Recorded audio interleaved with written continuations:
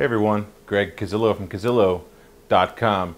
Let's talk today about developing your photographic style. Ways to improve it, ways to get over those kind of creative humps that you might have problems with. I know I've had problems with those in the future, or sorry, in the past, in the future. And I probably will again in the future. But ways to get over that and to move on. So first, let's talk about what is your photographic style. To me, photography is an art, and it should be to you too. Basically what that means is the expression or application of human creative skill and imagination, typically in a visual form such as a painting or sculpture. That's the definition of art. One more part: works produced by such skill and imagination. So two big words in there: creativity and imagination. Those go hand in hand to be able to create the photos that you want to create. I'm not a big fan of journalistic images.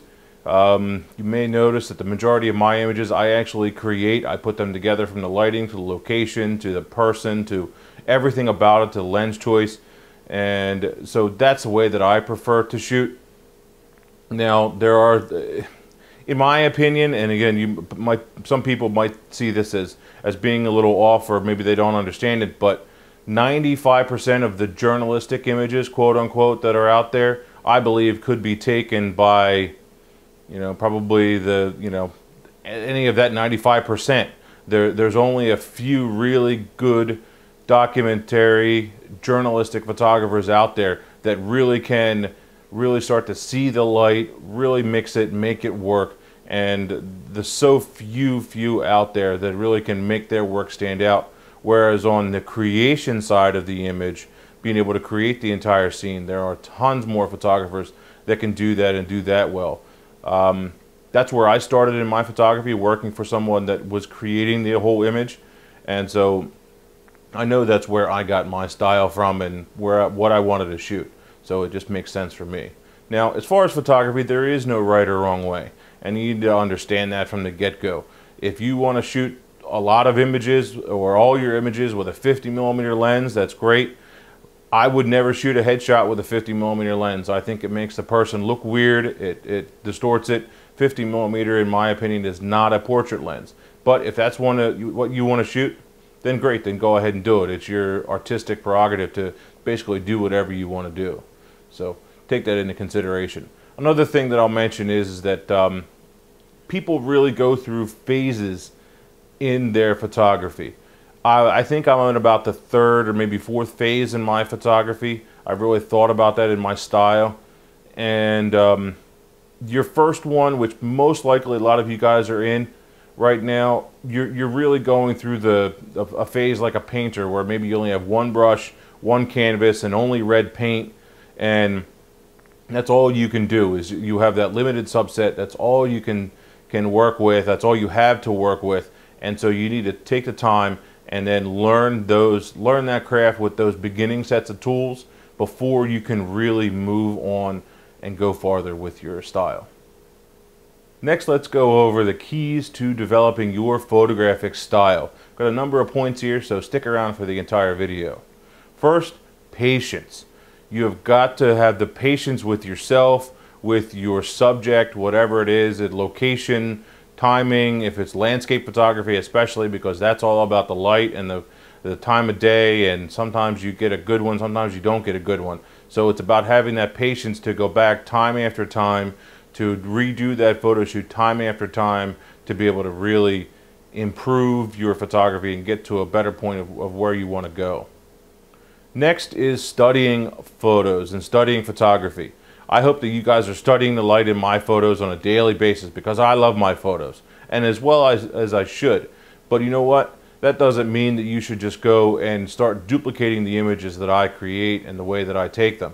You should be studying other photographers and looking at their light, their posing, their everything, in order to develop your style. Because I don't think it's a good thing just to have kind of a tunnel vision. It's just not the right way to go. There are a lot of photographers that I love to watch, that I think their work is awesome, and I study their work because I want to improve and get more towards that point. There's always room to improve, and I see that in myself as well as a lot of my fans and a lot of my followers. There's always room to improve, so that's a good thing. Next thing I would say is technical knowledge. That is super important. Knowing your shutter speed, your aperture, your ISO, knowing your equipment inside and out, those things are imperative to be able to really do a good job.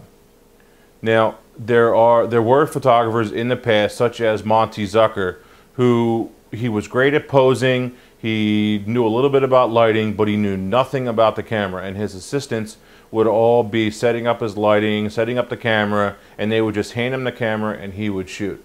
There are very few of us that can actually do that and have the people and the support to be able to do that. So that means that you need to be able to do it on yourself, since you are a one-man band, and I'm the same way.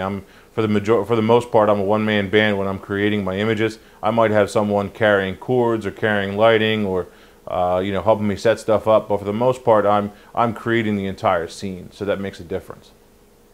Next, I talked about equipment, knowing your equipment, and then starting to develop your set of equipment in the way that you want to have it, the equipment that works for you. If you're doing a lot of portraits, in my opinion, if you're shooting a crop format, you need a 17-55 and a 70-200 2.8 lenses. You need two of those, and that'll get you the majority of your portraits.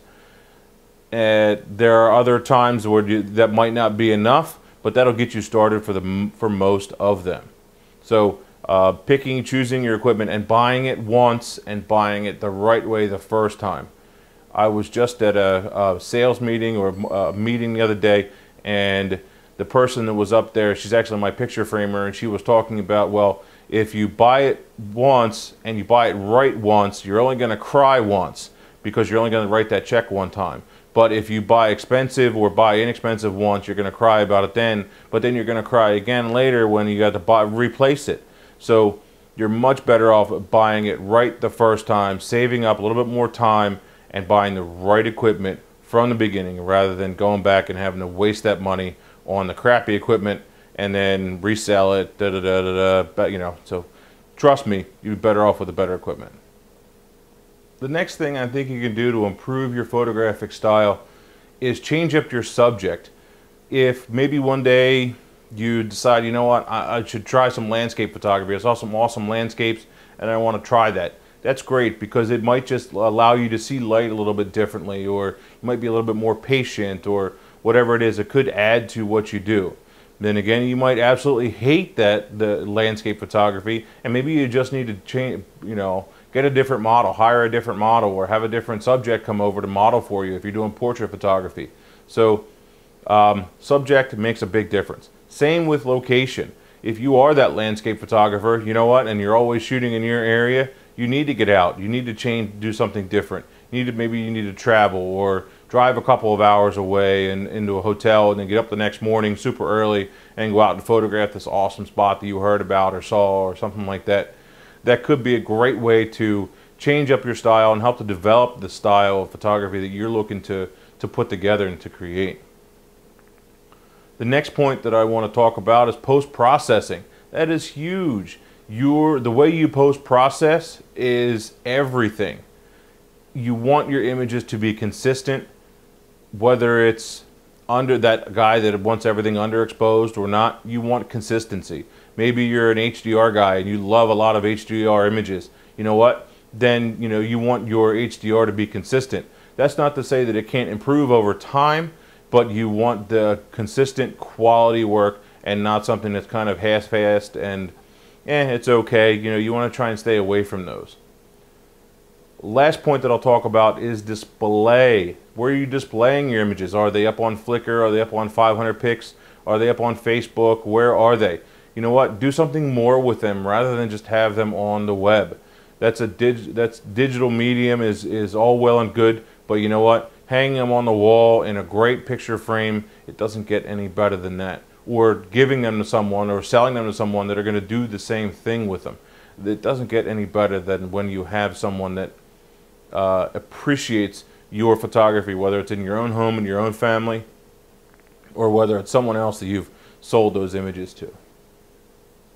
Finally, let's talk about ways to improve your photographic style. Get over that hump, get over that plateau, and move on to that next phase of your style, that next phase of your photography. First, watch more of my videos. I have almost 20 hours of free photographic videos up on my YouTube channel. There's over 100 of them now. A lot of great information, whether it's through landscape photography, editing in Lightroom, lighting. I have a great flash series coming up very soon. You really need to keep on watching those and make sure you subscribe so that you can get more and more of that knowledge that I'm putting out here for free for you. Next, study different photographers. I mentioned this a little bit, but it's still a valid point and worth mentioning again. Go, and if you want to change up the way that you shoot your photos, the way you see the light, the angle, the lens, the whatever, you know what, start going out and see if you can find a different photographer that you like and study their images. You know, that's really the only way that you're going to improve. Next, get a new lens, new piece of equipment, but you know what, you need to be careful with this. Don't buy it as an impulse buy. Don't buy one of those, you know, Gary Fong diffuser things that makes that you think it's just, you know, the cat's meow and it's going to get you out of your rut.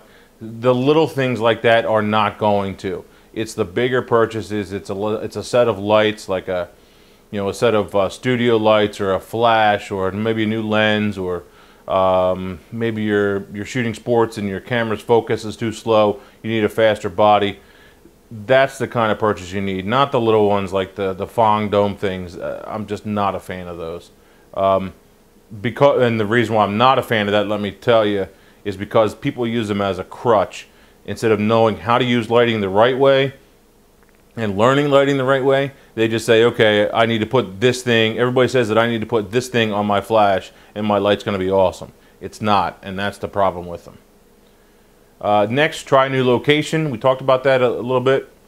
Go and try it. Go out and get a different location. Take a trip. I know a lot of my photos were different and better, I believe, because of my trips out to Las Vegas and some other local trips that I do here on the East Coast in Pennsylvania and Jersey, New York, that kind of thing that I love to go to. Next, get a photo buddy. Find another photographer that you love to shoot with, that enjoys the same type of photography you do. Whether you meet them somewhere online or something like that, you know what, that's great. That's a perfect kind of person that's going to be able to help you get over that hump. Maybe you can help them too. Lastly, take a class. Whether it's one of my classes that, once again, I'm planning on having another series of creative lighting classes, probably start them up in the fall again, or maybe it's Cliff Mountainer. His series of classes are absolutely awesome.